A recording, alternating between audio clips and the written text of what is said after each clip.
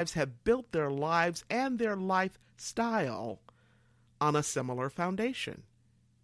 And guess what? You can too. Let's take a look at what I call the 5 intentional pillars of contentment. The 5 intentional pillars of contentment. The first pillar is all about devoting time and energy to your relationships. The second is appreciating who you are and what you have. The third pillar is about cultivating an optimistic attitude. The fourth, having a steadfast sense of purpose. And the fifth pillar is living in the present moment. So let's take a closer look at each one of these pillars. Now, the first one is devoting yourself to your relationships, devoting time and energy. One of the best gifts we can give to someone else is the gift of attention. For many people, that's what love is, attention. We can give our attention to those we love in many, many ways. These days, listening, simply listening, can be a huge gift. In a lovely little book called A Father's Book of Listening, Dr. Mark Brady teaches us how to be a great listener. In this book, Brady focuses on a father and son relationship, but one of the reasons I love this gem of a book is that you can apply his lessons to any kind of relationship. His pearls of experience and wisdom apply to our friendships, our relationships with our teammates at work, our relationships with our spouses, even with people we don't know yet, but would like to know better. He says, when we listen to people, often what we listen for are the things we understand or the things we agree with. We actually find great comfort in discovering the ways that they are like us. Now, when our kids or other people say things or act differently than us, it, can make us uncomfortable. And when they turn out to be very different from us, it can make us extremely uncomfortable. We don't necessarily like to see or hear about differences. Brady goes on to say, a listening father deliberately seeks out and pays attention to the ways our kids are different from us. And that's the same thing we do in our other relationships, right? We begin to appreciate the ways they've been shaped, molded, and often distorted by culture, schooling, family of origin, genetic makeup, and any number of unknown factors. Like snowflakes, no two people, no two children out of the billions and billions are ever exactly alike. Now, after we've learned to listen to differences and to develop an appreciation for them in our kids, our friends, our spouses, our coworkers, we can actually cherish and celebrate their special uniqueness. This perspective allows us to deeply appreciate the power and beauty in complexity and in diversity. Now, here's another thing about contentment. And this might sound simple, but sometimes it's pretty hard to do. So what am I talking about? I'm talking about surrounding yourself with positive people. That's right. Surround yourself with folks who are satisfied and content. Did you know that being in the presence of a positive, contented person actually lifts your own energy, your own vibration, so to speak, which alters or changes your mood? It changes your energy. And by being positive yourself, you can actually charge up, so to speak, You can charge up the folks around you. You can change the atmosphere. And in this sense, you are actually giving something back. You're giving something back. And that's a positive change to the people around you. Now, that makes a wonderful gift that you can offer to your family, your friends, your coworkers, your neighbors. How cool is that? Your family and friends and other loved ones help you celebrate the music of your life, your joys, your triumphs, your challenges, and your successes. Your family and friends and other loved ones also lend you their support when times are hard.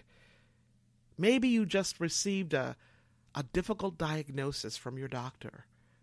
Or maybe you just learned that your job will be cut or you'll be furloughed. Or perhaps one of your children is going through very difficult times in a significant relationship. Whatever the challenge is, your family and friends can be a lifeline. And although it's easy to take your lifeline for granted, your support network, your relationships with your family and friends need nurturing just like any other living, breathing person or thing in our lives.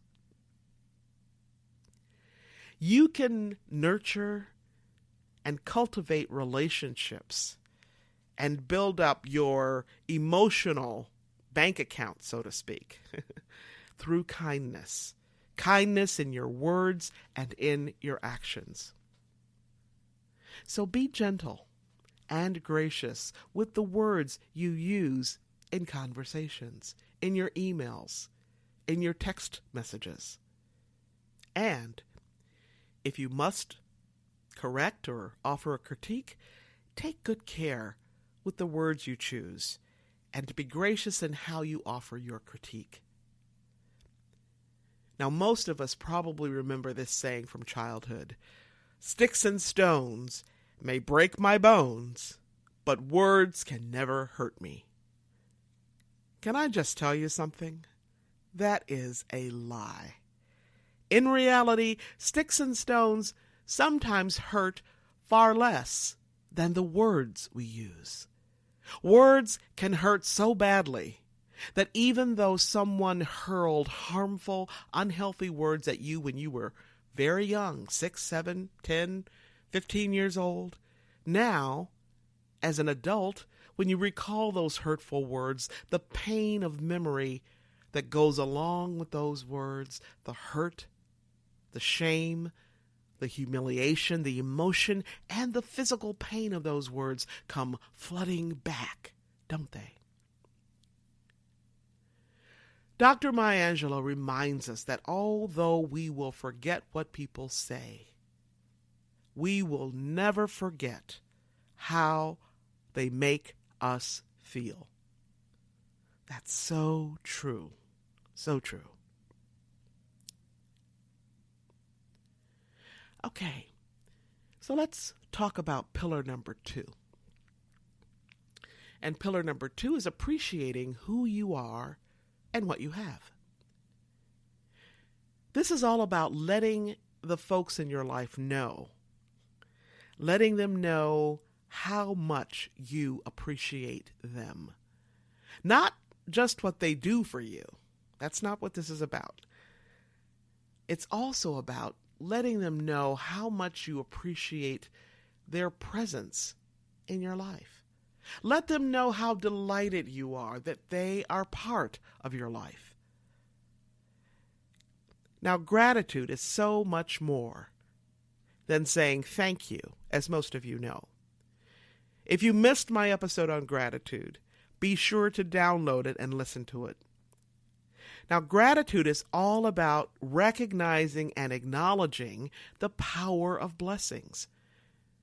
That means blessings received, blessings that are present right here and now, as well as all of the blessings that you will receive in the future. Gratitude is also about your sense of wonder and awe and deep appreciation and thankfulness for life. It's so easy to go through life without recognizing and acknowledging our blessings.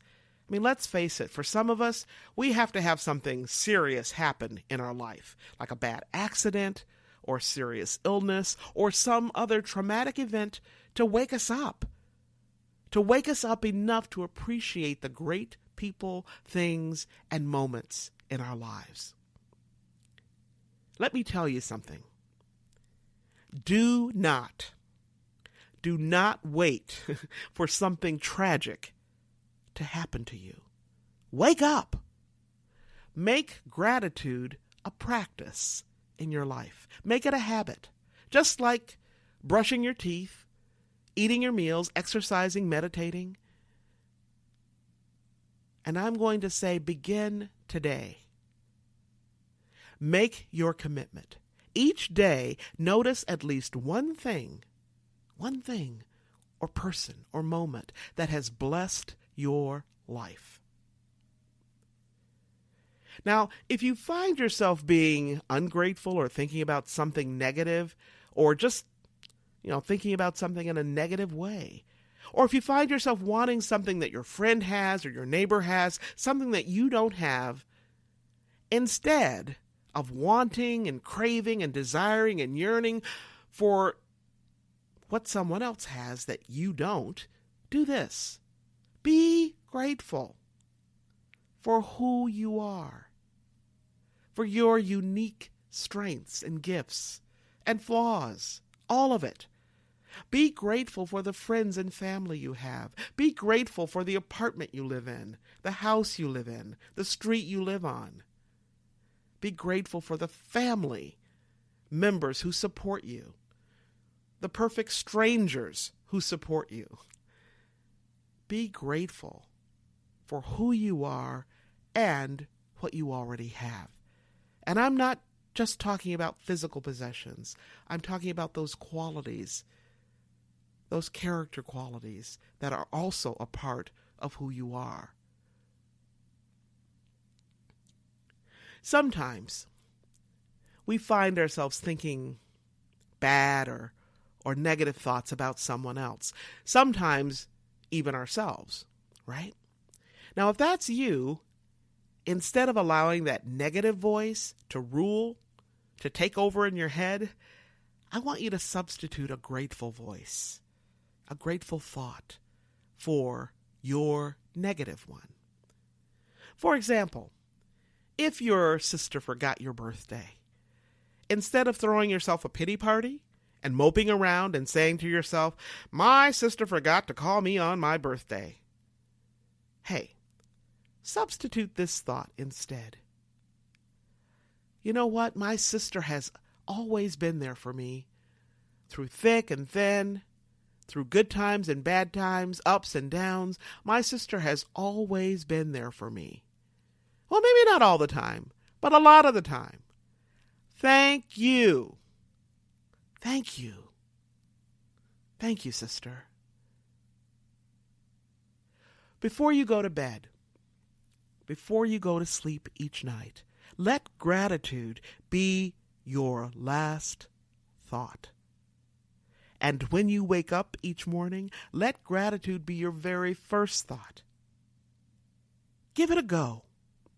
You will be surprised and happy about how gratitude can actually change your life. So, when you cultivate and practice gratitude, you actually add to your contentment.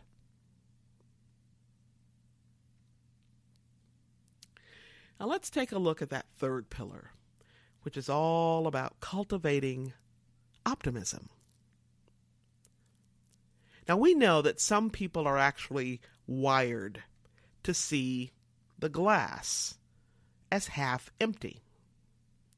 And other people are wired to see the exact same glass as half full. Now, if you're one of those people who habitually sees the glass as half empty, then I encourage you to develop a new habit. a new way of seeing, and a new way of being.